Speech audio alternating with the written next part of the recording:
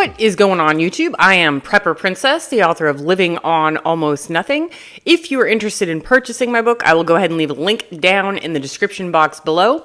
You asked for it, and Mooncool delivered. Today, we are doing a product review of my very first E-Trike. I've never done one of these. Super interesting stuff, so let's get to it.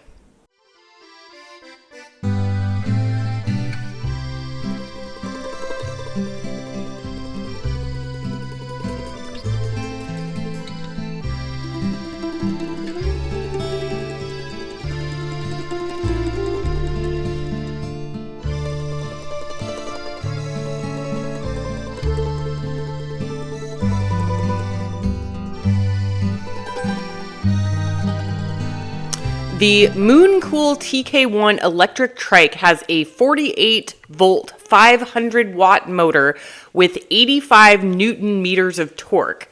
This means that it is extremely zippy and quick to move. The battery is a 48 volt 14 volt 0.5 amp hour lithium battery with a range of 30 to 45 miles per charge.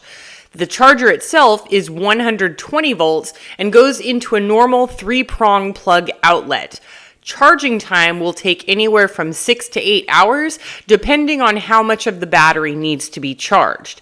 The top speed of this E-Trike is 16 miles per hour. The screen display is a multi-function G51 LCD color screen, which appears more clearly in sunlight. It has 3 levels of pedal assist. The controller is a sine wave FOC 48 volt 20 amp peak, and the pedals have a cadence sensor. All of the wiring is water resistant, meaning that it will work fine in the rain, but you probably don't want to wade across a river with your bike in tow. It also has my personal favorite, which is a twist throttle, and that is opposed to the thumb press style. The front light is an LED e-bike version, and the trike has a horn function and a 400-pound weight capacity. We have talked about the driving specifications. Now let's talk about the E-Trike specifications in a bit more detail.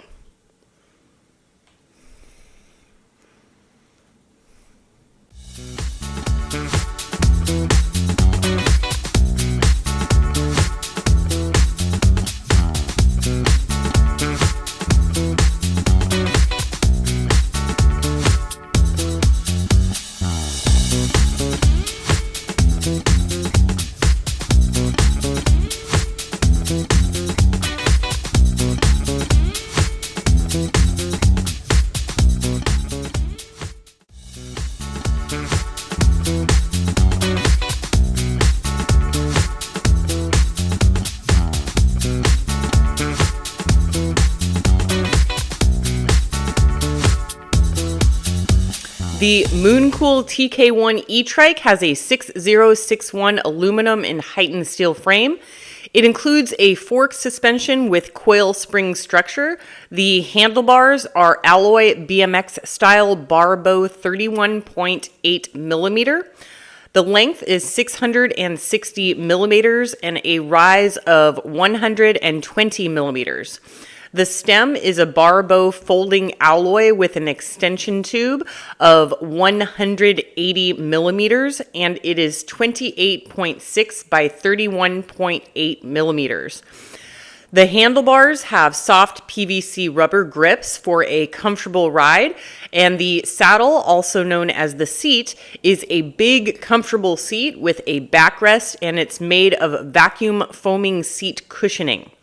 The seat post is alloy and is 30.9 by 2.2 by 300 millimeters in length. The seat post clamp is quick release for super easy access to the battery underneath. The pedal option has a 7-speed Shimano gear shifter and a Shimano derailleur. The chain wheel is alloy crank with a steel chainring. The pedals are alloy, and this trike has disc brakes, alloy with 160 millimeter rotors. The alloy disc brakes have an electrical cutoff function. The tires are 20-inch by 4-inch fat tires, and the spokes are stainless steel. This E-Trike includes a rear basket, rear fenders, and a front basket. For a trike, the weight is not too bad. It weighs 89.9 pounds and has a load capacity of 400 pounds. The recommended rider height is 5 foot to 5'7", although I can easily see someone taller riding one with great ease. I don't know anyone under 5 feet tall. It has 6 available color options and comes 65% assembled. Please note that this requires a lot more assembly than a standard e-bike. And if you have never done it before with an e-bike or with a trike, it might require 2 people. If you are familiar with e-bikes and trikes and how they are assembled and how they work, it should not be an issue for you at all. Now that we have talked about those crazy specifications, let's talk about the rider experience.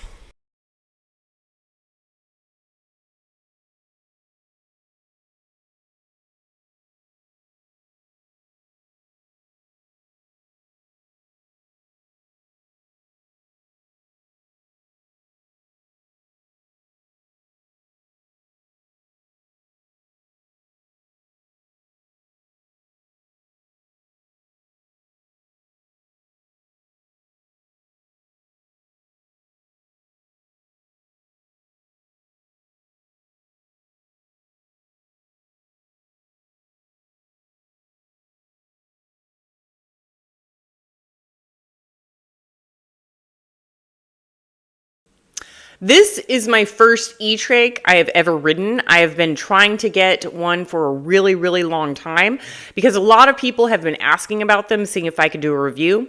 When I first started seeing them, you could not get them for less than $3,500.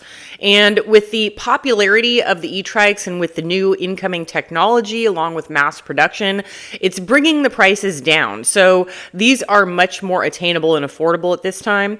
At the time I am recording this video, this E-Trike is $1,399. That is less than half and nearly a third of what an E-Trike like this used to be, which is a very good thing. I can see how these would be really popular with someone that has maybe some balance issues or in vertigo, or maybe someone with certain disabilities because they are extremely easy to mount. I often suffer from severe back problems, and whenever that happens, I am barely able to tie my own shoes, and honestly, getting into my car is much more difficult and painful than it would be to get on one of these E-Trikes. Then, when you stop the trike, you do not need to put a foot down in order to balance the trike like you would with an e-bike. It just stays where you stopped, and you can keep your feet on the pedals. I will say this, it does take some getting used to.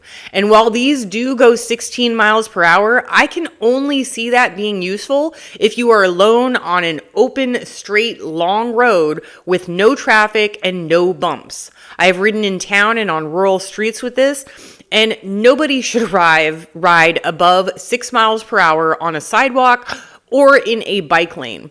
The width of the trike is excellent for balance. You don't even have to use your abdominal or back muscles in order to ride, but the width can also provide some challenges. Like, for instance, while riding on a sidewalk and you come to a crosswalk where there's that pole to push the button to cross the sidewalk or the crosswalk, there is not a lot of space left over on all sidewalks. Now, granted, some sidewalks are wider than others, and it does depend on each individual town.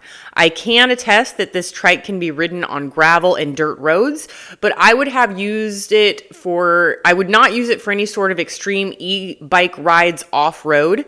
Yes, they do have fat tires, which is also great for balance and stability, but you're not necessarily meant for going off-road. You can see that there is not the usual tread on these tires that you would see for an off-road e-bike. That is because they are not meant for hardcore off-roading. I also don't believe that they should be ridden fast. When making a turn, you really have to make them very, very wide, or you run the risk of tipping over the trike while you're riding. You will get used to it if you want to. I can also say that these get the looks. People often honk or give the thumbs up or just stop you to ask a lot of questions. And because the basket is so big on the back and there is also a basket on the front, these would be great for little trips around town to do your grocery shopping or things like that. The baskets can easily fit a full week's worth of shopping with room left over for one person. Oh, and I almost forgot. Whether you are into e-bikes or trikes or any sort of non-car driving, everyone that sees this thing and stops for questions asks for a ride, which I have been more than happy to oblige with many people, with collateral, of course. All right, everybody, I hope that this information has been useful to you, and don't forget to wear a helmet. Do what you can with what you've got. Prepper Princess out.